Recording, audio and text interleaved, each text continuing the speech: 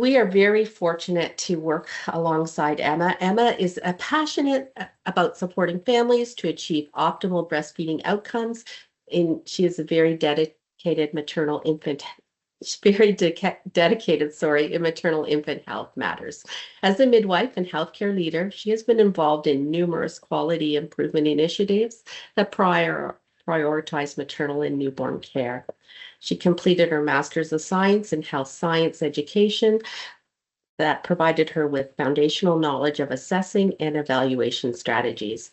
Her final Master of Science project, which was published in the Canadian Journal of Midwifery Research and Practice, involved piloting and evaluating a standardized tool to improve feedback during clinical placements. Emma has provided quality improvement expertise for the Canadian Midwife Regulators Council, working to validate their national regulatory exam to ensure professional competence. After she worked as a midwife in community health, Emma spearheaded the implementation of the newly developed midwifery program at a tertiary hospital, and she is currently completing a certificate in project management. In addition to her clinical expertise, Emma brings robust education and research credentials to her role with BCC as a project director. So welcome, Emma. Thank you very much, Margaret. And we are having all sorts of Teams technical difficulties this morning. So I think many of you may have missed Margaret's beautiful land acknowledgement that she just did at the beginning. And I'll just quickly review her housekeeping notes as well. Just asking if you can use the Q&A or the chat throughout the meeting, and Natalie will moderate that and answer as we go. And that a certificate will get sent out. But yes, sorry about that, Margaret. Teams is acting up today. So I am speaking, just let me get my slides there. I am speaking today, of course, about prioritizing breastfeeding, creating sustainable support systems. And first of all, a big thank you to the organizers of BCC's National Breastfeeding Week events for inviting me to speak today. I'm speaking from Calgary, Alberta. So I would like to acknowledge that I live, work, and play on the ancestral and traditional territories of the peoples of Treaty 7, as well as the Métis Nation of Alberta. So just to start today, I did want to bring our attention, of course, to the World Alliance for Breastfeeding Action's World Breastfeeding Week 2025 objectives. So they really focus on the environment and climate change. Supporting breastfeeding for a healthier planet requires creating a sustainable environment where breastfeeding is prioritized. We know when breastfeeding is protected, promoted, and supported, a sustainable environment is created, helping us then mitigate the impacts of climate change. So it's small text there, but the anchor and the galvanized objectives really speak to those specific components of linking breastfeeding and climate change. The health of people in the planet is, of course, all interconnected. Here in Canada, we continue to see the impacts of climate change. Between 1948 to 2024, Canada has seen an overall average temperature increase of 2.4 degrees Celsius. We see this manifesting in more extreme weather, including wildfires, which Danika will speak to next. Of course, we see inequities in the impact of global warming internationally and, of course, on Canada's population. Annual temperatures over northern Canada have increased by roughly 3 times the global warming rate on average. This impacts the traditional lands and waters of Indigenous and northern communities and can really put those communities at risk. Climate change is a public health emergency, and this is a document from the Public Health Agency of Canada. FACT cites that climate change contributes to a host of health impacts, including extreme weather, heat stress, air pollution, changing habitats, food security, and water quality. Again, we see inequities in this impact, with poor health outcomes from climate change experienced by those with risk factors, including low socioeconomic status, extremes of age, young or old, pre-existing health conditions, or geographic location. When we link climate change and breastfeeding, we can see the implications of our infant feeding method choices and the support we provide. So we know 11 to 14 kilograms of greenhouse gas emissions are required for the life cycle of 1 kilogram of infant formula. And this life cycle would include the dairy farming, manufacturing, sterilization, transportation, preparation, and waste. It's a significant life cycle to produce that end product. We know, of course, too, that 4,000 liters of water are required to produce 1 kilogram of breast milk substitute powder, and that the breast milk substitute industry is responsible for significant packaging waste. So in the USA alone, annually, we see 550 million cans going into landfills, 86,000 tons of metal, and 364,000 tons of paper waste. And when I was preparing this presentation, I came across this little graphic. This was a presentation done by Leeds City Council in England for an Earth Day presentation, breastfeeding as a climate change imperative. So I'd never seen this graphic before, but I really like, really like seeing visually that complexity of the breast milk substitute cycle, all of the different components that are involved. I think it really kind of brings that home. When we turn to breastfeeding, we see it as a low-impact, climate-friendly practice. So it's locally produced, renewable, and zero waste. No packaging, shipping, or sterilization is required. Breastfeeding supports environmental sustainability and food security. And of course, it's a safe and reliable food source during emergencies. With this rise in extreme weather and climate change emergencies, breastfeeding does save lives. It is the safest and most nutritious and reliable food source we have. Of course, all well and good to present this knowledge and know these facts. Breastfeeding is a health-promoting, climate-friendly, and equitable for all across the country, but it needs support. And here we return to that theme of the week. We need policymakers to invest in family-friendly policies and community resources to create those sustainable support systems. We need healthcare providers to provide consistent, evidence-based guidance and hands-on support. And we need communities and families to really work together to build networks that normalize and enable breastfeeding. So creating sustainable support systems is really a shared responsibility. By working on this goal together, we can increase breastfeeding rates. I'll put in a plug for BFI, of course, we can increase BFI implementation, and all of these things can work together to minimize those environmental harms and provide a long-lasting impact on public health for all Canadians. So thanks for letting me speak to this important topic today, and I'm going to turn it back to Margaret, who's going to introduce Danika for us.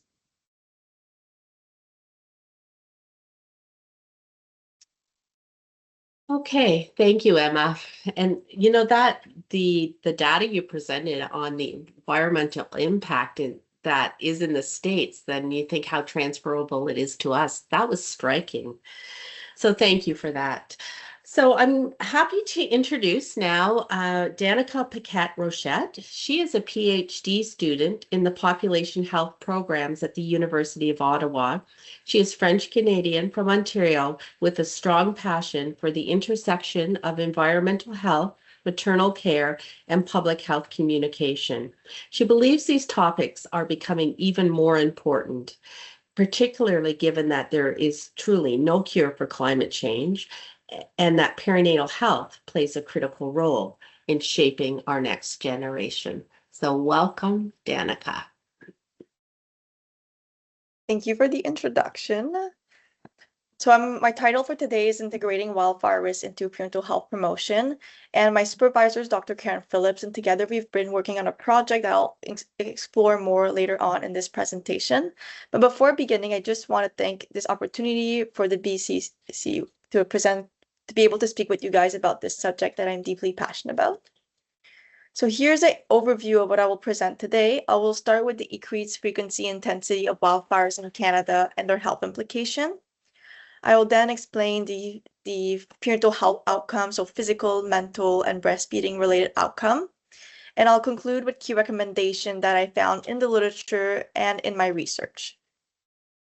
So the first topic is wildfire in Canada and their health implication.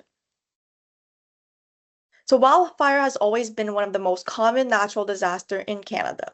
But as the climate continues to warm, wildfire in Canada are expected to become more frequent and intense, as some of you might have experienced firsthand. The wildfire season in Canada used to last about 4 months, but it now extends to 6 to 8 months, usually between April to October, then peaking in June to August. So as this image on this slide shows, There's a lot we can talk about when we talk about wildfire over the years, but I do want to concentrate right now on the wildfire in 2023, because as we see with the big red line, it was one of the worst wildfire season we had experienced in Canada. So by the end of summer 2023, there were over 6,000 fires that had burned over 37 million hectares of land, stretching from the East Coast to the West Coast. That summer, the average number of wildfire was 15 times higher than the previous decade, with a 220% increase in smoke level compared to previous years. As a result, there were over 232 people that were evacuated from their homes. And unfortunately, sometimes evacuation is not enough to protect people's health. So to illustrate, in June 2023, the increased hospital visit and emergency medical services were estimated at $1.2 billion in a single week. These health costs were even worse in provinces such as British Columbia, Alberta, Ontario, and Quebec, as we can see in this image, where there's a lot more red and orange in those provinces. So for example, in British Columbia, wildfire burned 2.84 million hectares in 2023, compared to 869,000 hectares in 2021. Alberta also experienced a devastation of 2.2 million hectares burned, which is a 63% increase from the last maximal record in Alberta that was in 1991. Ontario experienced over 441 hectares burned, which is 3 times the average of the previous decade for Ontario. And Quebec also experienced a lot of destruction. So by June 2023, there were over 460 hectares burned, which is more than the last 20 years for Quebec. Now, after the summer we just had, we also have to talk about the wildfire this year, because it is ranked as the second worst wildfire season, as we can see with some of the articles that I just highlighted here explaining how pretty bad it was. So by the beginning of August, there were more than 6.6 million hectares that had burned in Canada, which is 78% more than the 5-year average. So by the end of May, wildfire in Manitoba caused the death of 2 people and led to the evacuation of about 1,000 residents in just a month. At the same time, Manitoba faced a lot of heat wave with temperature rising to 37 degrees in Winnipeg. The east of Canada were also impacted pretty badly this summer. So for example, Newfoundland and Labrador in the town of Kingston had almost 3,000 hectares burned in just a few days. By early August, smoke from hundreds of wildfire was creating poor air quality across multiple provinces and a part of the United States. So at the beginning of August, several provinces were placed under air quality warning, and that happens when the air quality reached a level of 10 and above, indicating a very high-risk area for the air pollution. So now that we understand the gravity of the wildfires in Canada, let's move on to why wildfire is bad for someone's health. So the wildfire smoke is a major air pollution. Wildfire smoke releases toxic substances including volcanic organic compound, hydrocompounds, and poisonous gases such as carbon monoxide and nitrogen oxide, which contribute to the formation of PAN. PAN then increase ozone production with widespread effects. So in other words, wildfire smoke can travel long distances and impact the health of citizens far from the immediate fire zone. So here are 2 examples. The first one was in 2017, where wildfire from Saskatchewan, Alberta, and the Northern Territories traveled across the Atlantic and was detected in Germany, creating a smoke layer to 14 to 16 kilometers high. And then more recently, on this image on the slide shows, there was wildfire in Quebec released smoke that significantly worsened the air quality in New York, leading to increased respiratory problems such as asthma in New York. So as we can see, wildfires are a growing public health threat that can impact people far from the immediate fire zone. So we also have to prevent and guide people that are not just in a hotspot region, but the people that can be impacted by the wildfire smoke. Now, here a little overview of what this wildfire smoke can do on the health implication. So for short terms, we have headache, runny nose, itchy throat, cough, and shortness of breath. Then for more serious and long-term risk, there's also chronic respiratory disease, bronchitis, ischemic heart disease, chronic obstructive pulmonary disease, cardiovascular problem, chest pain, asthma attack, and stroke. There's a recent study that was published last year in Alberta by Elser et al. That also found that long-term exposure to the PM2.5 particle from the smoke can lead to dementia diagnosis. So as we can see, wildfire smoke can really impact a lot of aspects in health. Now, moving on to the second topic, that is the wildfire and pregnancy. So I'll start with the physical impact. So the PM 2.5 particle in the smoke from the wildfire can lead to placenta toxicity. These small particles can easily penetrate the lungs, enter the bloodstream, reach the placenta, and potentially impact the fetus. This pathway involves a PM 2.5 particle that can impact health by inducing inflammation, which can lead to preterm labor, premature rupture of the membrane, neonatal morbidity. It can also lead to excessive stress, which could contribute to complications such as preeclampsia, fetal growth restriction, recurrent pregnancy loss, and spontaneous abortion. Worse yet, exposure to the wildfire smoke can induce DNA methylation change and alter gene expression in the placenta, which may have long-term impact on the fetal development.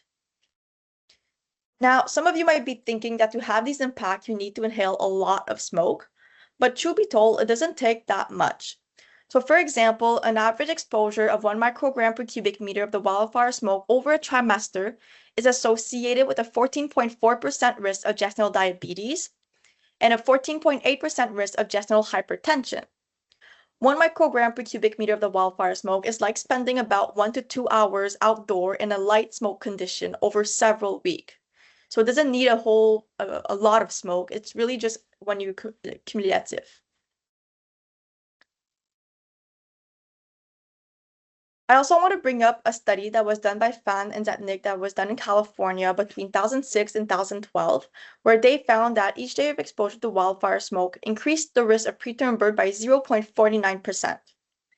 This study estimated that exposure to the wildfire smoke was associated with about 7,000 preterm births in 6 years in California. Preterm birth occurs when the baby is born but before the 37 week and is really dangerous for the infant because it leads to a lot of health complication. For example, chronic lung disease, development delays, growth restriction, as well as hearing or visual impairment. Now, as we can see on the graph right here, the wildfire smoke doesn't impact the entire pregnancy equally. There's a lot more risk at the end of the gestation, particularly in the second trimester, which holds the most risk. So for example, a study in Colorado described that exposure to 1 microgram per cubic meter of the PM 2.5 particle during the second trimester is associated with a 13% increase in preterm birth. And again, 1 microgram per cubic meter is like spending 1 to 2 hours outdoor in a light smoke condition. Now, a little bit more on the long-term impact for the babies. So I did find 2 articles that explain a little bit the long-term impact. There's not a lot of research on it yet, so I think it's still being a very active interest in research. But the first one I do want to point out is a cohort study that examined prenatal exposure to the wildfire-related fine particle matters and behavior problems at the age of 4 years old. So mother completed child behavior checklist assessment when their children was 4 years old, and those mothers were impacted by the 2017 and 2018 wildfire in California. So the PM 2.5 particle level were associated with increased behavior problem scores. The effects were stronger during the first trimester, and they were stronger with the male babies. The second article is one by Lon et al. That was published last year that conducted a population-based nested case control study to assess the association between daily PM 2.5 particle exposure and the development windows as well as respiratory infection by the age of 1. They found that exposure during the first and second trimester is associated with the increased odds of otis media and a respiratory infection. They found a stronger association during the second trimester. So these 2 examples really show how wildfire smoke can have long-term impacts on the baby, which really shows the advantages to start promoting wildfire guidance. Now, who is most at risk? So even though pregnant women are a vulnerable group, there's some who might be most at risk. So for example, if a pregnant woman has pre-existing health conditions, she is more at risk. If she has high-risk pregnancy, if she is in the second trimester, as is where most of the development happens for the baby. Women who are living closer to a wildfire season, as she is most exposed. Poor housing or ventilation, outdoor workers, lower socioeconomic levels, indigenous communities, or marginalized communities, since they are often disproportionately impacted due to location, housing, and access to barriers. Now, moving on to the mental health for the maternal health. So beyond the physical health, stress caused by natural disaster can impact both the expecting parent and the fetus at various stages. Stress experienced before and during childbirth can lead to adverse outcome for the babies. So disasters that occur months before conception could affect embryo development because the individual HPA axis may still be disrupted. During pregnancy, stress is associated with a range of negative outcomes, including preterm birth, preeclampsia, fetal growth restriction, and gestational diabetes. Severson and his colleagues studied the 2016 wildfire in Alberta. And from the 2016 wildfires in Alberta, there was over 1,850 pregnant women who were forced to evacuate it, and 25 of them participated in their study. They found that 28% of the participants identified the wildfire as the most traumatic event they had ever experienced. So considering these findings, there's an urgent need to decrease the impact of mental health to be able to provide better care. So I added a quote here below from that study, and the quote explained that the participant lost a lot of weight during her first trimester and was threatened with a spontaneous abortion, and that was pretty traumatic for her and her family. So this quote really highlights the deep and prolonged anxiety that is dangerous for a pregnant woman as she was threatened to lose her baby, and the stress and anxiety really impacted her physical well-being as well. In my interviews that I started to do for my project also, I have a participant who explained that she believes that mental health is even more important than the physical health, just because that mental health is every day. So the stress and anxiety of the wildfires and evacuation is every single day, while the smoke comes and goes with the wind. So in summary, the Government of Canada stated that wildfire can affect all aspects of a person's life, which really underscored to not only address the growing threat of wildfire as a physical concern, but also as a mental health concern. My next topic is going to be a little bit on breastfeeding. So I found a study in Australia that analyzed 92 samples of breast milk from women who were breastfeeding during a wildfire to examine the quality of the milk. From this, they found that 29% of the sample collected fluoramine and pyrimine that were detected in the breast milk, and that kind of shows on the table on the slide right here. However, the concentration of the fluoramine and pyrimine were very low and well below the level of concern for human health. These findings are quite reassuring since it indicates that exposure during the fire period was not an immediate concern for the infant feeding safety. So in summary, during a wildfire, the benefits of breastfeeding outweigh the potential physical exposure for the infants. It is especially advised to continue breastfeeding as it has a lot of advantages compared to very little disadvantages. Now, my next topic for today is prevention and guidance. So on this slide here, I added what is known and what I found in the literature for the general population. So health professionals recommend wearing an N95 respiratory mask to limit the inhalation of smoke when going outdoors. It is recommended that anyone affected by air pollution minimize the time spent outdoors, keep their window closed, and use indoor air quality filters indoors to help the air be fresh. To maintain indoor air qualities, people should also avoid lighting candles, minimize the use of stove or propane, and refrain from vacuuming to not add more particles in the air. And in severe cases, evacuation to a fire-free area is recommended. So evacuation is considered the safest option when there's a direct, immediate threat of wildfire exposure. However, it does have its challenges since evacuation can be associated with a lot of stress from traveling, roadblocks, and not knowing when you're safe. So during my study, another interview I did, it was a healthcare provider who went through an evacuation, and she explained that having a bag pack or like a checklist ready before wildfire season can really help reduce the anxiety and feel more prepared and more in control for the person. So I think that's also a good idea to try to prevent by trying to be more prepared. So on another note, there are several tools available to estimate the air quality during a wildfire, which can inform a population about the level of air pollution. So for example, we had the Air Quality Health Index, which is a simple scale number from 1 to 10 with 4 categories of air pollution related to health risk. There's also the Canadian government webcam application, which provide weather updates and extreme alerts. Now, here are 3 of the gaps that I did found in the literature review before going on into my project.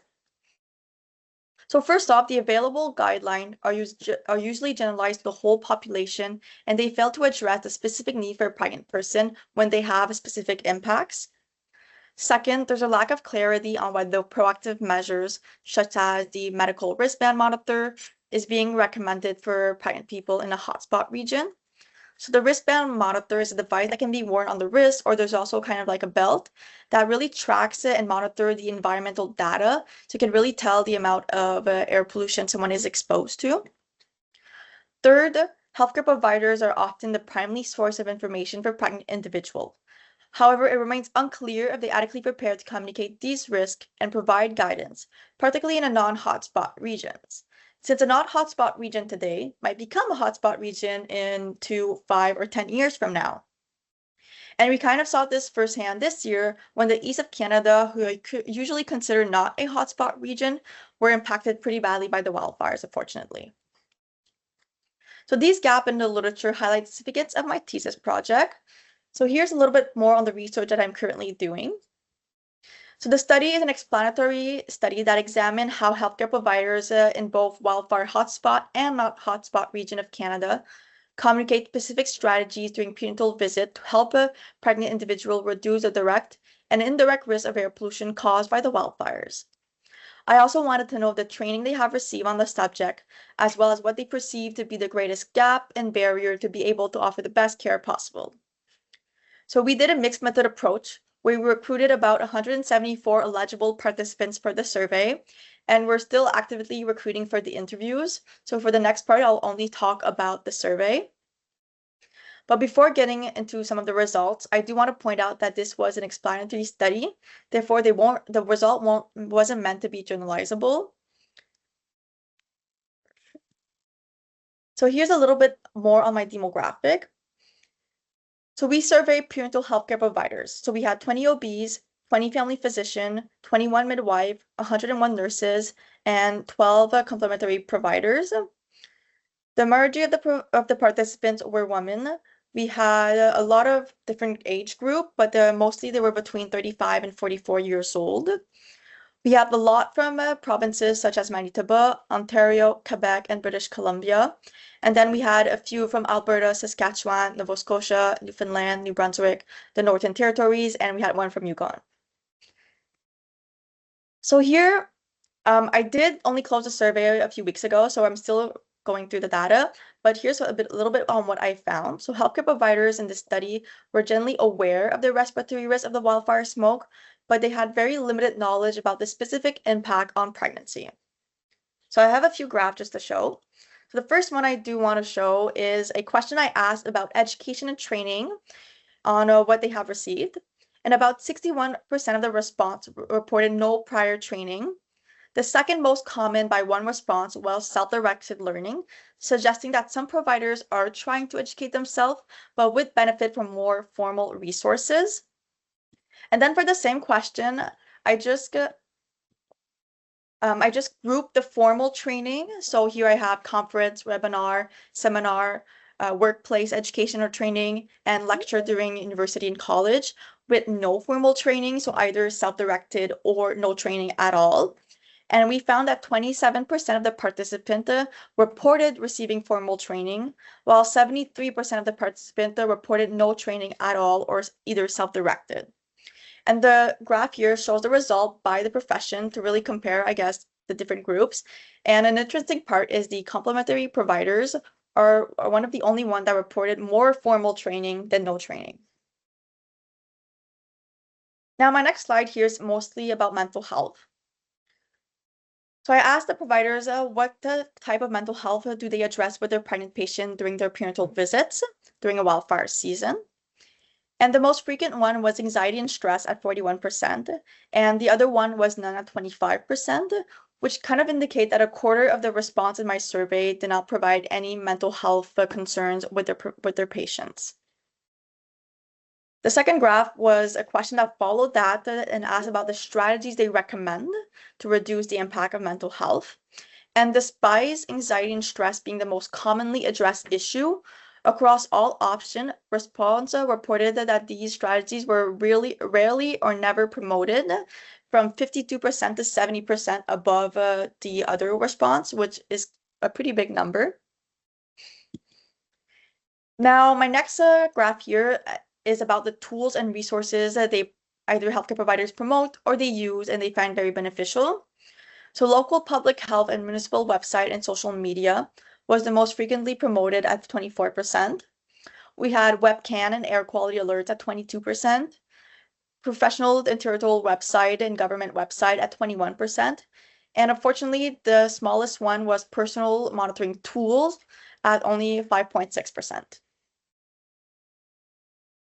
Now, my last graph here is the confidence to cancel. So I asked providers how confident they were to provide guidance and resources to pregnant patients during the wildfires.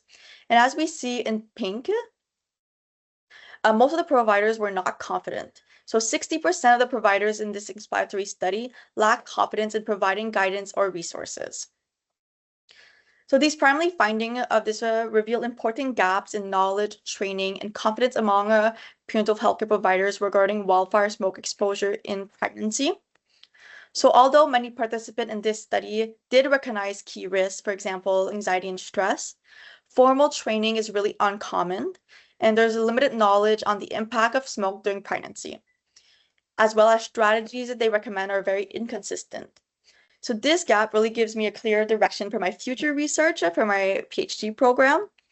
So now that I understand a lot of the challenges healthcare providers face, I am planning to try to either build like a materials or practical material to try to help them with the public health emergency framework and community engagement for co-design. But it is still to be seen. Now, to conclude, wildfire smoke are no longer rare and distant event. They are here every year and have widespread effect across Canada. With climate change, the wildfire will likely only get worse, which really highlights the need to talk more and address more the serious and often underestimated risk for public health, especially for pregnant individuals who are a vulnerable group. So wildfire smoke exposure has been linked to a lot of adverse outcomes during pregnancy, such as preterm birth, gestational hypertension, gestational diabetes, placenta toxicity, and long-term development risk for the fetus. At the same time, we know that mental health stressors include trauma and anxiety can have significant impact on both the pregnant person and the baby that is developing. Despite these risks, many existing public health guidance are not tailored to the specific need of a pregnant person. And the impact of wildfire smoke on pregnancy is not talked about or brought up enough during prenatal visit, which really highlights the need for future direction in this field to try and close the gap and reduce the barriers to be able to improve health for pregnant persons. And that was all that I had for today. So thank you for listening to me.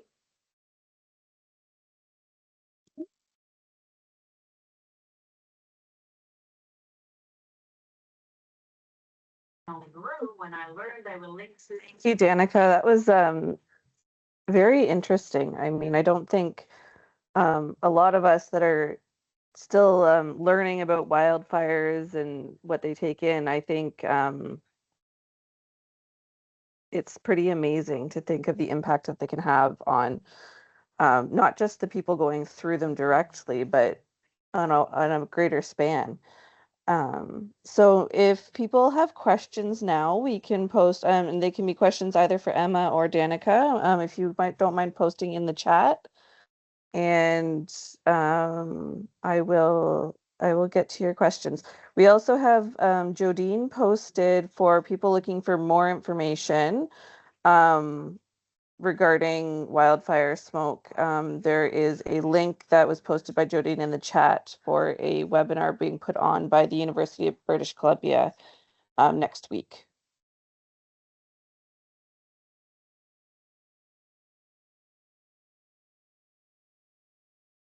We have some thank yous. We don't have any questions at the moment. I'm just waiting.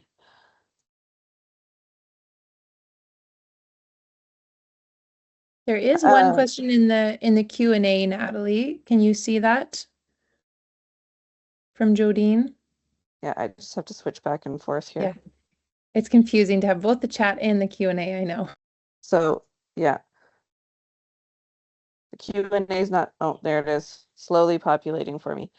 So it says, excellent research, much needed data, Danika. And then she asks, were there IBCLCs or lactation support education providers in your sample? Can you repeat the question, please? If there was, she's wondering if you had lactation supporters, so IBCLCs or other lactation supporters in your sample. Yeah, I did. I had a few. A lot of them were either like with the nurses or with the complementary workers or public health. I did have an interview with a lactation consultant for I guess my second phase that I'm still currently doing, and she shared a lot of opinion about how um, the milk, the formula, well, the milk can really help with trying to give a lot of antibiotics to the baby, and it's really beneficial to keep breastfeeding during the wildfires. Yes, that's an interesting. There's some good information out there about breastfeeding in emergencies that can be helpful for people as well. There are some comments saying that your information floored some people today to think of how little exposure is needed to cause harm. Mhm. The link that was posted in the chat is also directly related to the title is Prenatal Wildfire Smoke Exposure and Childhood Autism and Behavioral Problems. So there's somebody asking if you know anything about that research or I don't know much about that research, because I was concentrating more on like the pregnancy impact, so the outcome of pregnancy and labor. But I have seen a lot of study that says that there are some links. I'm not sure of all of them, but if I look at the webinar, I think the webinar will probably talk more about that. So if you go to next week's presentation. yes, thank you. Does your research look at how the outcomes change if you are nursing versus feeding formula once the baby's born? No, so my research were really for the prenatal healthcare providers, what they recommend or what they know about prenatal health and wildfires. So I didn't really look at the after of it. It was mostly during pregnancy that I looked. But yeah, there could be, I think that nursing is a lot better than formula just because of the antibiotics and how you can't really replicate what's all the like in the milk, obviously, compared to the formula, but it is to be seen, I guess. Thank you. Then we have, was it mentioned in the research you read how they determined that preterm births were due to wildfires as opposed to other factors? So obviously there's always going to be other factors that can really impact, and that's a limitation that they did add in the study. But what they try to do is really concentrate on the women who were pregnant during a wildfire season. So they didn't really look at the winter births. So really when they were when they had a wildfire, they looked at the pregnancy there to try to minimize the other factors. But obviously there could be other factors that can really impact pregnancy. Thank you.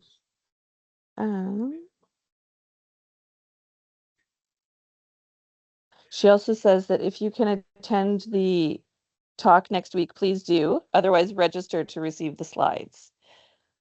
Would similar exposure occur in a big metropolitan areas such as Mexico City or New York from pollution? Or is this specific to So it really wildfire? depends. Air pollution can be pretty much anywhere, and air pollution does have a lot of impact on pregnancy and just like general health, like asthma and stuff like that. But I was trying to look more on the smoke impact.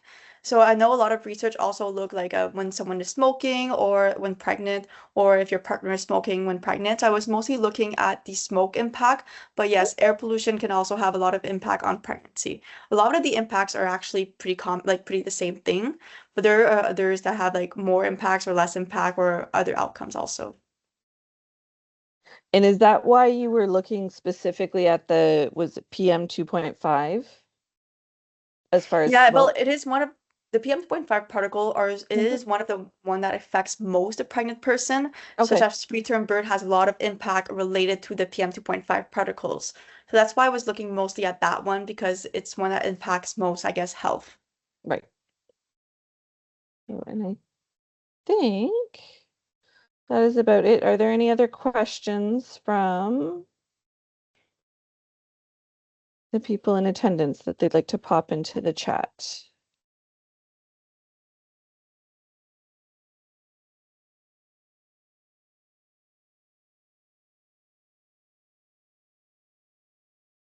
Just going to give them a moment, but I think that's it for our questions.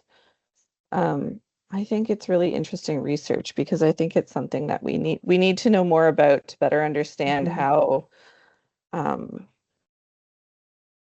how everything relates to each other and how it can impact, I mean, how the fires from right now can impact the rest of our lives. And everything involves. Thank you very much. Sure. Okay, thank you. And I'm going to hand it back to Emma. Thank you. So I'm just going to put in a little plug for our upcoming BCC event. We are hosting on November 5th from 12 until 1:30 p.m. Eastern Standard Time, ABFI Roundtable. And we're lucky enough to have Karen Graham speaking to us. She is speaking from Interior Health BC, reviewing their Breastfeeding Systems Change Project, which is a 12-year report card from Interior Health. So specifically during the presentation, she'll speak about BFI designation, which both Penticton Regional Hospital and their public health center have received. She'll also cover the development of several resources in their community, so a breastfeeding brochure and toolkit for governments, a breastfeeding phone line, breastfeeding videos, also a pilot project of swivel bassinets, their use in hospitals, and then two really valuable physician breastfeeding guides. So a 71-page evidence-based document, as well as up-to-date breastfeeding tools on the Pathways BC website, specifically geared towards physicians to enhance their breastfeeding learning. So we're very excited to have her presenting. You can use the QR code there if you want to register, and then I'll also just pop the registration link in the chat there too. So we'd love to see you if you're available on the 5th. Thanks. And there's just before we end, there's just one more quick question asking if Danika's slides if it's possible to share them. Yeah, for sure. I can send, well, I think you already have my slides, but you can share them. And also the presentation will be posted on Breastfeeding Committee of Canada's YouTube site too. So the full presentation will be shared there once it's processed and then uploaded too, so that it'll be there. Also just an awareness that as we enter our last day of National Breastfeeding Week, that if your teams have done any activities, please make sure you tag your activities, any kind of social media shares with BCC. That would be wonderful to kind of, so that we can celebrate with your team, literally with what you've done. And I just want to kind of wrap up because actually, to be honest, I'm a little stunned with some of the data that was shared today, like how such one impact is going to impact the rest of our lives, not only physically, but mentally. And it's like, wow. And when you said, Danika, that it was 15 times higher now, it's like, wow, this is a disaster. And like when your research is going to helpfully shape change for the future. So thank you so much for opening our eyes literally and kind of understanding what small particles, the inflammation factor, and how that's going to impact both our physical and mental health. And then hopefully then we can come back with a deeper understanding of what we can do supporting infant feeding. And that's hopefully, once again, Heather was meant to share today, but Heather will be sharing in the future. And Emma, and thank you to, that infographic you found from the UK really speaks to the importance of the work that's being done to leave with infant feeding, to leave a less impact on our environment. People need to sit up and realize this. Like, was it 550 million cans in a year? It's like astronomical. Like we have to listen and we have to act, or else there won't be a place for future generations, literally. So thank you once again for everybody for joining us today. And certainly, once again, complete the evaluation that's going to come. One of the little twists with Teams is we couldn't post the evaluations and things. The links, because there's over 50 people. Some, I don't know, some work with Teams. So that's why you'll be getting them from my email address in the next day or so. And there will be an evaluation there. And please complete the evaluation because it really does help us to plan forward for for next year. So thank you for attending and thank you for an informative talk today. It truly opened my eyes and everybody's here. I'm confident when I say that. So thank you.